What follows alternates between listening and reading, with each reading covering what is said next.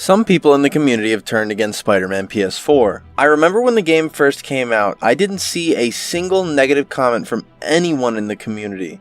People ate up Insomniac's take on Spider-Man. In the 4 years since its release, I've only been recently made aware of the subsection of fans that hate this game. Now, I don't hate the game. Let's make this clear. I will tell you that when I agree or disagree with complaints made about Spider-Man PS4, in my honest opinion, Spider-Man PS4 is a really good game. The combat is pretty fun even if other Spider-Man games have done better, and despite the swinging being almost automated, it's pretty fun to watch Peter fly around. I think the suits, for the most part, are a pretty mixed bag. I think if you made a suit tier list for this game, each tier would be pretty filled out.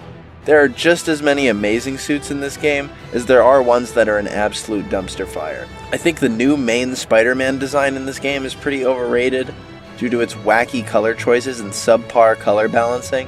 I thought the story for the most part was pretty engaging, even if it didn't feel like it was completely new and fresh. It just sort of feels like the game doesn't do anything too new with the characters. I don't know, I just feel like I've seen some of this stuff before. I do like Otto Octavius being a scientific father figure to Peter Parker. That's a good idea. For me, it all started on Twitter, with someone I follow for their strong opinions on Spider-Man adaptations. As far as I know, the owner of this account is a Spider-Man comics connoisseur, and knows a good Spider-Man adaptation when they see one, and has been Spider-Man PS4's #1 detractor since day one. This is Nevermind, or Nirvana Mind, on Twitter, and I've seen them criticize the game for writing Peter similarly to how Dan Slott writes Peter, but that's not much of a surprise to me since Dan Slott has been on the writing team for Spider-Man PS4. So I naturally got into contact with my first exposure to Spider-Man PS4 criticism, and I asked him a few questions. What are some of your core issues with Insomniac's Peter? What traits do you wish he borrowed from 616 Peter? The biggest issue that comes to mind for me is Peter's demeanor. He doesn't have much of his trademark attitude. There are hints of it in the DLC, where he mentions he used to be more of a loner, but that's about it. I much prefer how the comics handled him mellowing out. It wasn't a complete character change, he could still slip into those behaviors and would have to check himself. He's a bit too awkward and overly friendly to feel like he was ever the assertive wisecracking character of the comics to me. Speaking of, I'm also not super fond of how they portray his quips. I'm not sure if it's the writing or just Yuri's performance, but they come off as purposely bad. For example, a lot of them will end with him kinda giving up on the joke, like even he didn't think it was funny. I can't fully fault them since the modern books will have that happen too, but I much prefer when his quips are insults. The villains find him annoying because he's making fun of them, not because his jokes are bad. I also really dislike how he'll make jokes at inappropriate times, though I appreciate that they have MJ call him out on this. I think a lot of these issues are exasperated in the DLC. Peter wanting Sable to like him and the fist bump scene are notably cringy. Do you dislike Yuri Lowenthal as Spider-Man? Not necessarily. I more dislike the direction he's given his performance. The early behind-the-scenes footage is good. Are there any adaptations you think come close to the source material in terms of faithfulness? My top picks are definitely the 90s animated series, the Neversoft games, Edge of Time, and Spider-Man 1 and 2 on console. Spectacular Spider-Man is also an honorable mention. I love the show but didn't include it on the main list because it changes a lot more with the lore than most of the others. Also, the episodes of the 60s show that are direct adaptations of the comics are also pretty good, though I wouldn't recommend them if you aren't willing to look past its dated nature. But that's as far as it went for me. Seeing occasional hate for Spider-Man PS4 on Twitter was the only criticism I'd hear. That was until SK, someone I had an admittedly pretty good faith Twitter argument with the other day, released a video detailing all the faults of the writing in Spider-Man PS4. Now this video is 2 hours long, so I'm essentially going to faithfully explain most of the points made in this video, and either agree and add more to what SK is saying, or disagree and give my reasons why.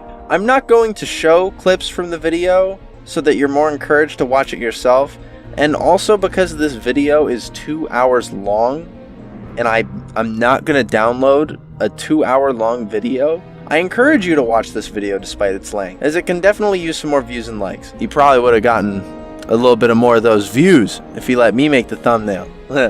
Like, look at this beauty from last week. So one of the first things SK does in this video is point out how Spider-Man PS4 does things that the other movies get criticized for, but somehow this game gets off scot-free. He says, For those willing to criticize Batman for going against the no-killing rule in the DCEU, I don't want to hear excuses for Insomniac Spider-Man willing to commit to acts that will get people killed. Throughout this video, he notes several times where Peter does things that risk innocent people's lives. For example, him insisting on saving MJ during the Grand Central hostage situation. That is a completely valid criticism to make. That would be like if in Spider-Man 1, Peter saved MJ when Goblin dropped her, but then fished the kids out of the water below after getting her to safety. He also claims that Peter is straight up killing people in this game, like when he throws enemies out of speeding trucks. I disagree with this second part. I think that sometimes you have to believe that people are still alive after this, because most living things within the Insomniac universe survive some pretty crazy shit. For example, Spider-Man. Not the man, the cat. This cat is able to sit in Spider-Man's backpack while resisting several G's of force, yet is completely fine after. This is an action that would kill a normal cat, just like how throwing a normal human out of a speeding car would be fatal.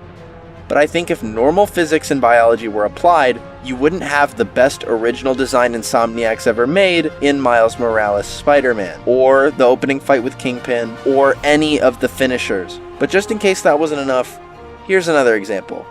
Falling can be pretty fatal for Spider-Man. There are several instances where Peter has almost fallen to his death. Falling from the sky and surviving the impact isn't really a normal thing Spider-Man can do.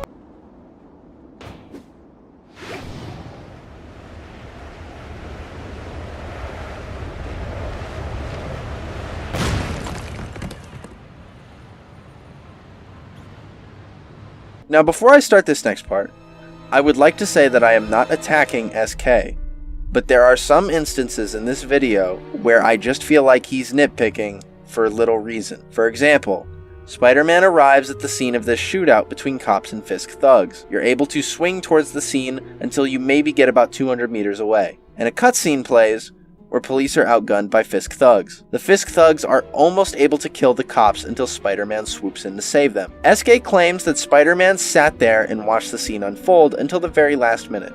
He then thoroughly criticizes the cops for putting themselves in stupid positions where Fisk thugs could kill them, and the Fisk thugs for not immediately killing the cops. Now, while I do agree that Spider-Man does take a comically long time to show up in this cutscene, I don't think it's because Insomniac wanted you to think that Peter sat there and waited. I think it's because Insomniac made this cutscene way too long. I think the point of this cutscene is to give Spider-Man a dramatic entrance and live off the hype of the opening of this game, and to make these cops look helpless so that Spider-Man looks more heroic. I just think that making the cops look helpless part was stretched out far too long. This cutscene is one of the examples of times I think SK spends way too much time focusing on unimportant issues, like the incompetence of police in this scene. I think I've made it very clear so far that a lot of the points people made against this game are valid, but if that's the case, why have I spent the last section defending the game? That's because while I think SK makes a lot of good points about the characters and some plot points, I think a lot of his criticisms are misplaced. I think more of his criticisms should focus on bad character writing, like how he rightly critiques the game for MJ not being made out to be in the wrong for sneaking into dangerous areas several times in the game. I think it'd be better if he focused more on those issues instead of complaining about how the collectible backpacks in the game expose Peter's identity. Plus, it's a video game collectible. I love those. They give you cool items from all over Peter's past. That's pretty cool. And I think SK focuses too much on the invisible negative plot implications instead of being able to enjoy things like Spider Plushie. I think the reason I disagree with a lot of SK's points is because he made his video strictly about the story, without including how the gameplay intertwines with the story. If the backpacks appeared in the same way they do in a Spider-Man movie, I definitely wouldn't be able to excuse it because it's in a movie. But if the backpacks are in a video game, they're a fun collectible, and I can excuse that because it's more fun to collect little Easter eggs than to dismiss them because it's stupid from a story standpoint that Peter would do that. In a movie, all you can focus on is the plot, but in a game with a story, there's more than just the story. I liked SK's video covering the game, and I agree with some of his points. I think too much of the video is spent focusing on things that don't really deserve the runtime. Now, do I think that all this hate for Spider-Man PS4 is warranted? Kinda. I think people like Nevermind are right for criticizing its version of Peter. I think SK is right to point out how Peter's mischaracterization has massive implicative consequences, but I don't think it's a game worth hating completely. There's still a game in there that has love for the character, even if I hate a few of the Insomniac suits. There are a few that I love.